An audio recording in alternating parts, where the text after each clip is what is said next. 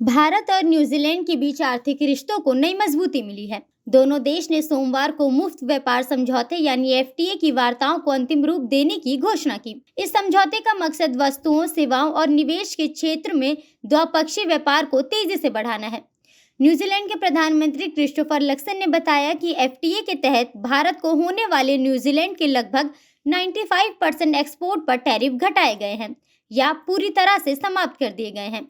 उन्होंने कहा कि इससे अगले 20 वर्षों में भारत को न्यूजीलैंड का निर्यात 1.1 अरब डॉलर से बढ़ाकर 1.3 अरब डॉलर प्रति वर्ष तक पहुंच सकता है। प्रधानमंत्री लक्सन ने समझौते के बाद प्रधानमंत्री नरेंद्र मोदी से बातचीत की और कहा कि यह एफटीए दोनों देशों की मजबूत मित्रता पर आधारित है।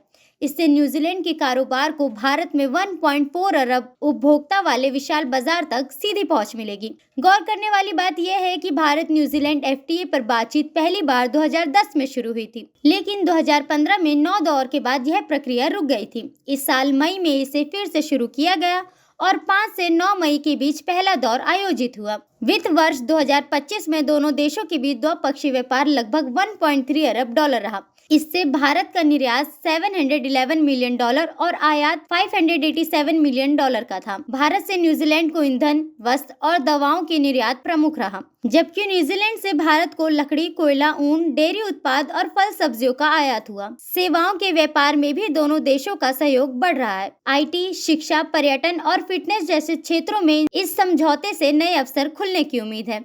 कुल मिलाकर यह एफटीए भारत के इंडो पैसिफिक आर्थिक रणनीति को मजबूत करेगा। वहीं न्यूजीलैंड को दुनिया की सबसे तेजी से बढ़ी अर्थव्यवस्था से सुरक्षित पहुंच दिलाएगी।